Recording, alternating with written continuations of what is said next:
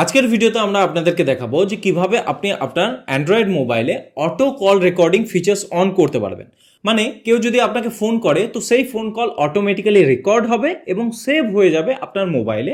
সেটা কিভাবে করতে হয় এই ভিডিওতে আমরা দেখে নেব, ঠিক আছে? তো চলুন তাহলে শুরু করি। এখানে বলে রাখি যে আজকের ভিডিওতে আমরা অটো কল রেকর্ডিংয়ের যে প্রসেস দেখাবো সেটা কিন্তু শুধুমাত্র MI, Xiaomi, Oppo, Realme, Redmi এই সমস্ত ফোনেই কাজ করবে, ঠিক আছে?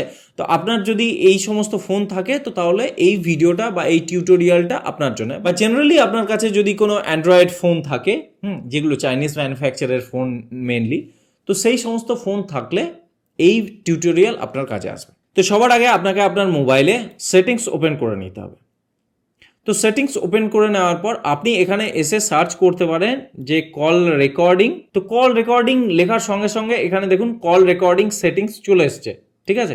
এখানে ক্লিক করে আপনি এখানে ঢুকে যেতে পারেন, বা আপনি এখান থেকে মানে ক্যান্সেল করে এখান থেকে বেরিয়ে আসলেন, দিয়ে তারপর নিচে নামাবেন, একদম অ্যাপসে যাবেন, এই অ্যাপসে ক্লিক করবেন, তারপর সিস্টেম অ্যাপস অ্যান্ড সেটিংসে যাবেন, এখানে দেখুন কল সেটিংসে যাবেন, তারপর এখানে দেখুন কল রেকর্ডিং আছে, এখানে যাবেন। তো এখানে আসার পর এখানে অপশন দেখবেন রেকর্ড কলস অটোমেটিক্যালি, ঠিক আছে? তো অটোমেটিক্যালি কল রেকর্ড করার জন্য আপনাকে এটা অন করতে হবে। তো এখানে যদি অন করে দিন তো তাহলে দুটো অপশন, যদি আপনি সমস্ত কলের জন্য আপনি কল রেকর্ডিং অন করতে চান তো তাহলে অল নাম্বার সিলেক্টেড থাকবে, এবং যদি কোনো স্পেসিফিক মানে কোনো সিলেক্টেড নাম্বারের জন্যই আপনি কল রেকর্ডিং অন করতে চান তো তাহলে এই সিলেক্টেড নাম্বারে যেতে হবে।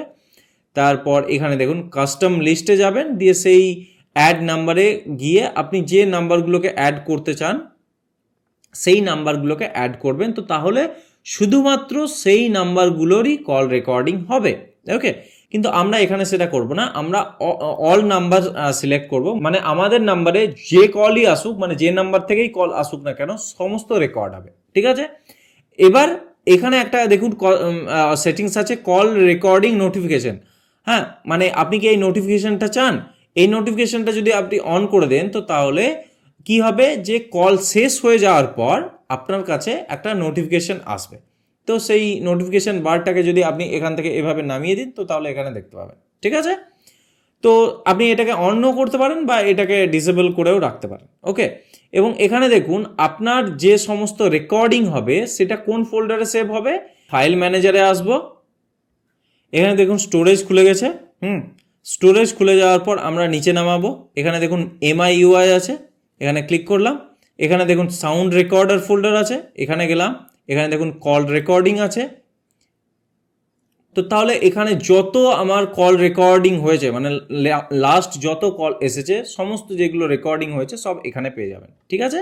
তো এখান থেকে আপনি যদি প্লে করেন তো তাহলে আপনার এই কল রেকর্ডিংগুলো প্লে হবে। তো এভাবে আপনার ফোনে অটো কল রেকর্ডিং অন করতে হবে, ঠিক আছে? তো আশা করি এই ভিডিওটা থেকে আপনি কিছু শিখবেন বা এখান থেকে আপনার কিছু হেল্প হবে। যদি হেল্প হয়ে থাকে তো প্লিজ এই ভিডিওটা লাইক করবেন এবং চ্যানেলটাকেও সাবস্ক্রাইব করবেন। ধন্যবাদ।